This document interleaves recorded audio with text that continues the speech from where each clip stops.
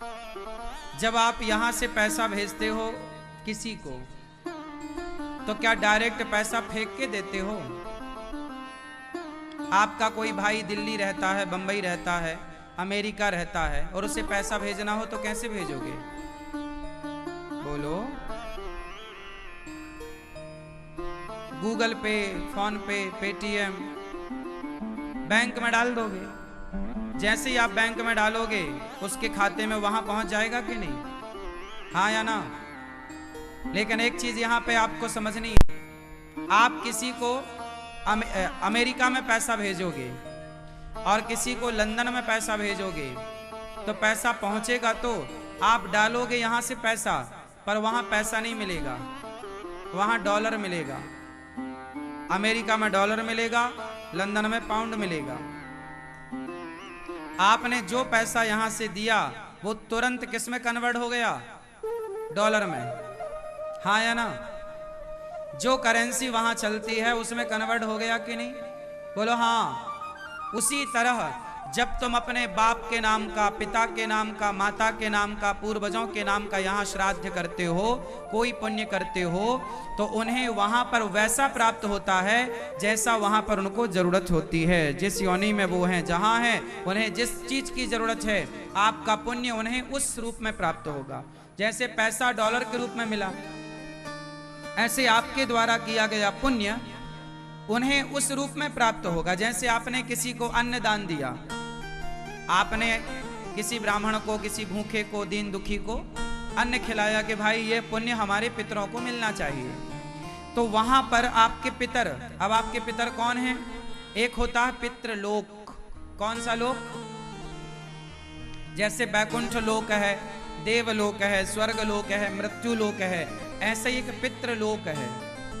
हमारे पूर्वज, जब आदमी मरता है ना, जैसे स्टेशन में आपने देखा होगा, ट्रेन यदि लेट होती है तो एक वेटिंग हॉल होता है, वहां पर यात्री गण जाकर के वहां वेटिंग हॉल में ट्रेन का इंतजार कर सकते हैं।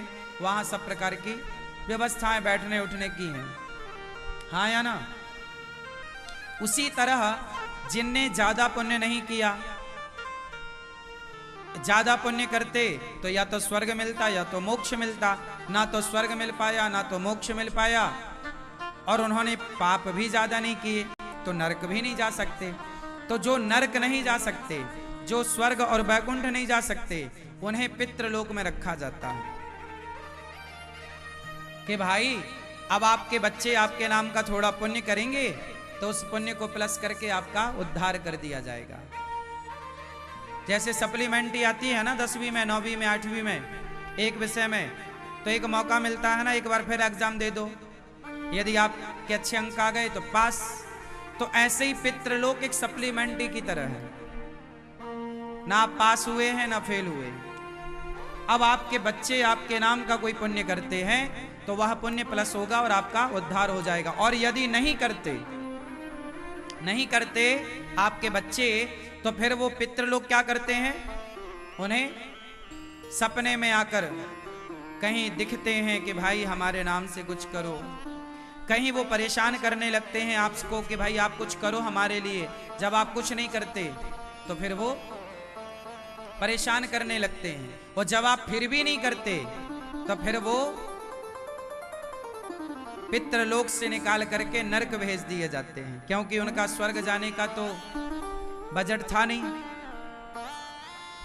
अब जो पाप हुआ, अब जो तुम पाप कर रहे हो, जो तुमने पाप करके गए हो, अब वो पाप का दंड भोगने नरक भेज दिया जाएगा। यमदूत कहेंगे, यमराज कहेंगे भाई वेटिंग हॉल में भी कब तक, चलो नरक। फिर वो नरक जाके भोगते हैं। और यदि आपके कुल में कोई ऐसा बच्चा हुआ जिसने बहुत पुण्य किया, तो उसके पुण्य से यदि वो नरक में भी होते हैं तो आपके पुण्य से आपके पूर्वज नरक से निकल करके स्वर्ग और वैकुंठ के अधिकारी हो जाते हैं। और आपके पूर्वज यदि वैकुंठ में, स्वर्ग में हैं, जैसे आपके पूर्वज स्वर्ग में हैं, और स्वर्ग में यदि आपके पितर पूर्वज हैं, और आपने कोई बहुत बड़ा पाप किया है, तो आपके पाप से आपके पूर्वज स्वर्ग से निकल करके नरक में चले जाते हैं कि भाई देखो तुम्हारे वंश में तुम्हारी औलाद कितना पाप कर रही है, तुम्हारे पाप से तुम्हारे पुण्य से तुम तो प्रभावित होते ही हो, तुम्हारे पितर भी प्रभावित होते हैं। इसलिए हमारे यहाँ सारा कर्म श्राद्ध और पितृ का है।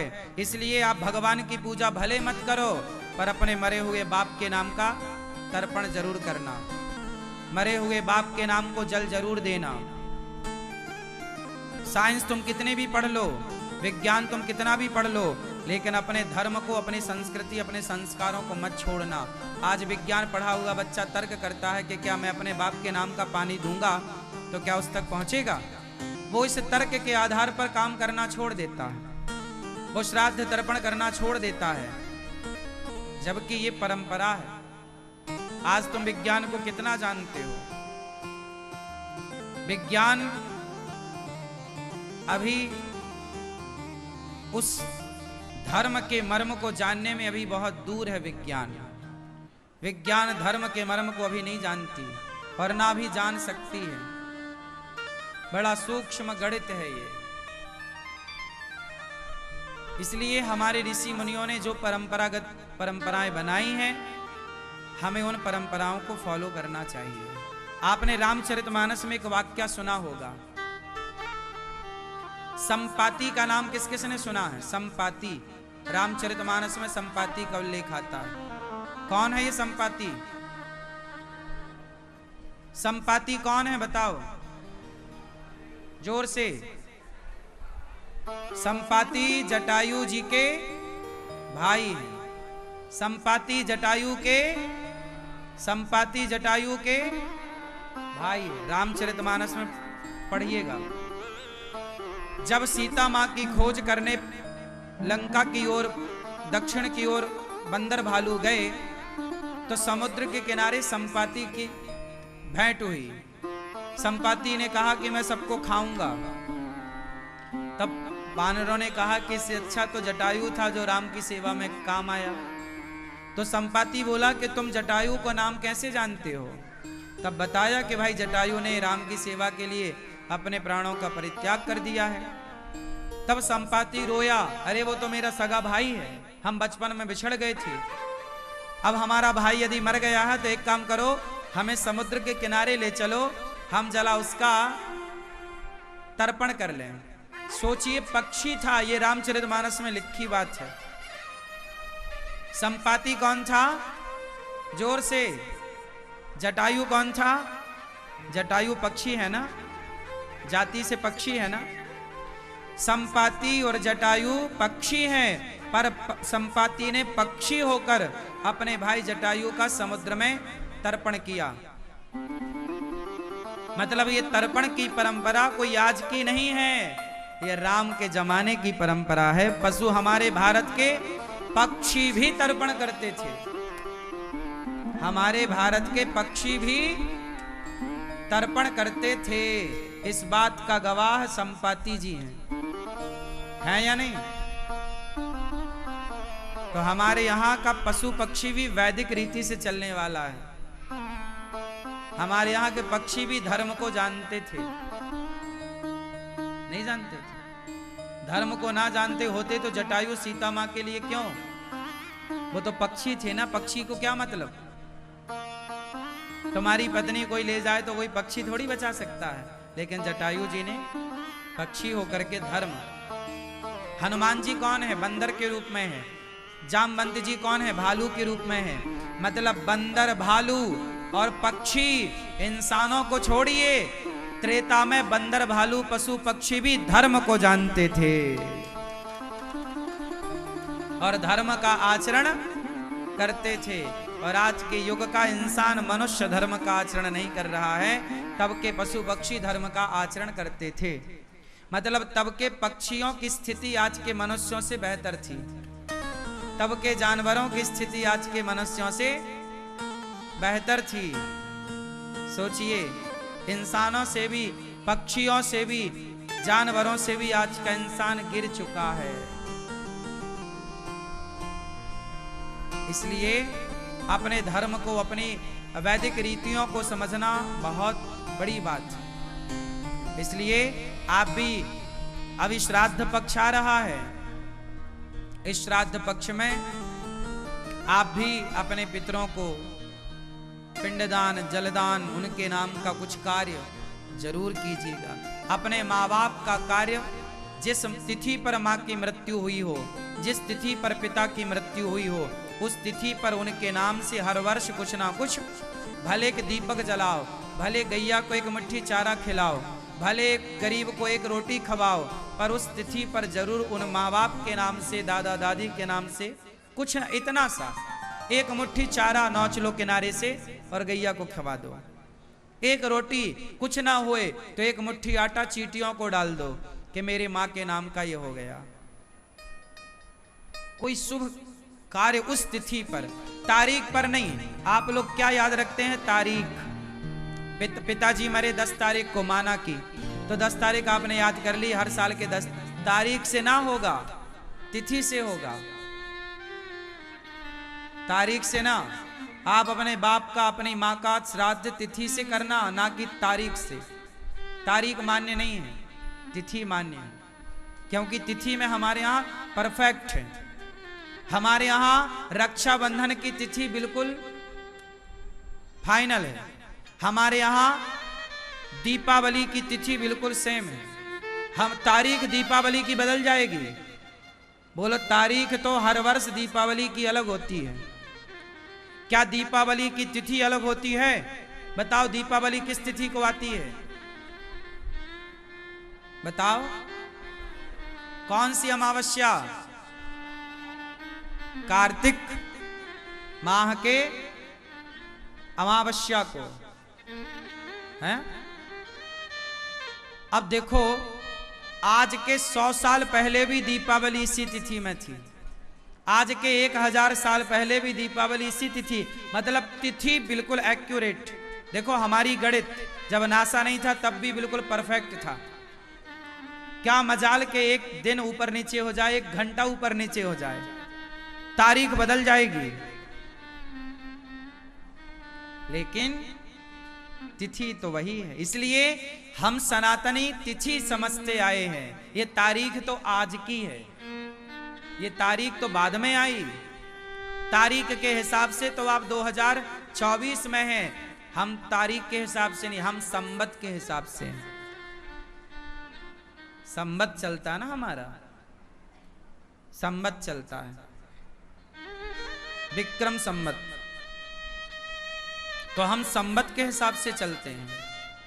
हमारे यहां सूर्य ग्रहण होता है, चंद्र ग्रहण होता है, उसकी तारीख नहीं निकलती, उसकी तिथि निकलती। हमारे बिल्कुल ऋषि मुनियों ने जो तिथि निकाली उसी पर चंद्र ग्रहण और सूर्य ग्रहण होगा। बिल्कुल परफेक्ट टाइम बताते हैं, इतने बज के इतने मिनट इतने सेकंड में, उतना ही।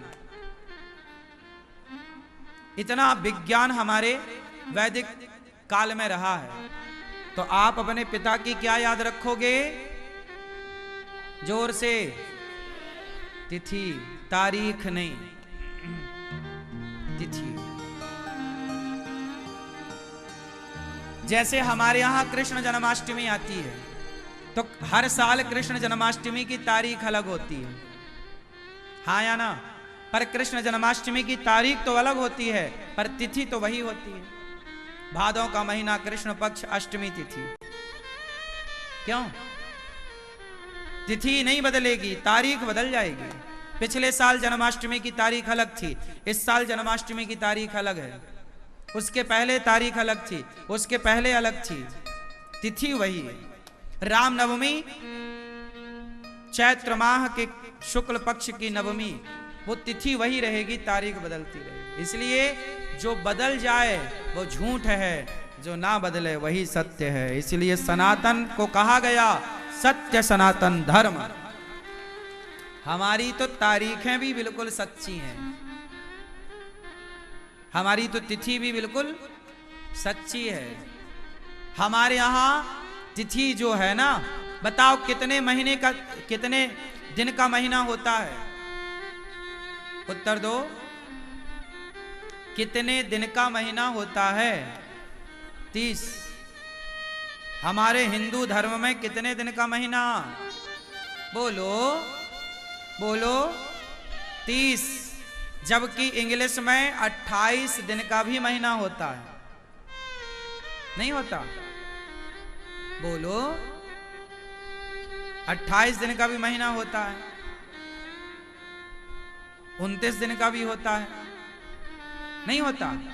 और 31 दिन का भी होता है। क्यों जी, बात सही है? लेकिन हमारे यहां प्रतिपदा से लेकर अमावस्या तक 15 दिन और प्रतिपदा से लेकर के पूर्णिमा तक 15 दिन। इन 15 दिनों का ही महीना होगा। जिस दिन पूर्णिमा होगी उस दिन महीना पूरा हो जाएगा, नाम ही पूर्णिमा है। पूर्णिमा के दूसरे दिन से दूसरा माह चालू। अब जैसे आषाढ़ माह खत्म होने को आया, क्या चालू होगा आषाढ़ के बाद? श्रावण के बाद क्या होगा? अब ये श्रावण माह खत्म होने को आया पूरा, अब ये पूर्णिमा बिल्कुल आने वाली है। अब श्रावण के बाद क्या चालू होगा? सावन, भादों, भाद्रपद। अब भादों, कब भादों चालू होगा? पूर्णिमा के ठीक दूसरे दिन से। हाँ या ना?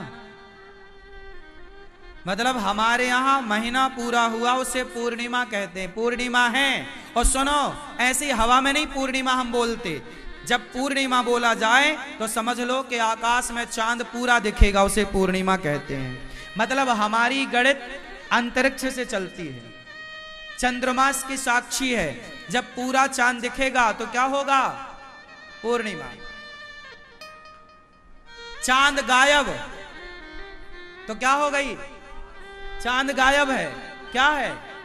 अमावस्या। अमावस्या। देखिए 15 दिन चांद घटता है और 15 दिन चांद बढ़ता है। तो 15 दिन के 2 पखवारे होते हैं हमारे यहाँ, कृष्ण पक्ष और शुक्ल पक्ष। देखिए हमारे ऋषियों की क्या गणित है। अब तारीख किस आधार पर है?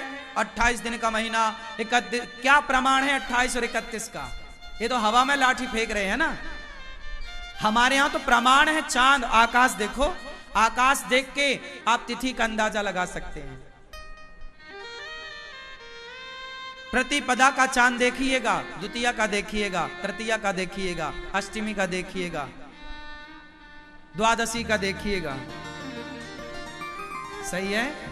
चांद बढ़ते क्रम में है मतलब शुक्ल पक्ष है, चांद घटते क्रम में है मतलब अमावस्या। चांद घट के 0 हो जाएगा, अमावस्या आ जाएगी। चांद पूरा हो जाएगा, पूर्णिमा हो जाएगी। और चांद पूरा हुआ उसके बाद जो क्रम होगा उसमें महीना बदल जाएगा। सावन से भादों आ जाएगा, भादों का फिर पूर्णिमा हुई तो भादों खत्म, नेक्स्ट मंथ। ये बड़ी गणित हमारे यहां। और सुनो, तिथियों की हानि होती है। कई बार 2 एकादशी आती है, कई बार डायरेक्ट त्रयोदशी आती है, द्वादशी की हानि। ये जो एक एक तिथि की हानि होती है ये 3 साल में जाके 1 महीना बढ़ जाता है, जिसे पुरुषोत्तम माह कहते हैं। मतलब वो तिथियों की हानि भी जाके 3 साल में एक बार प्लस होती है। कितना बड़ा गणित हमारे यहाँ के ऋषियों ने लगाया, आप समझ सकते हैं ना। एक एक सेकेंड को बचाया तब जाके पुरुषोत्तम माह बना।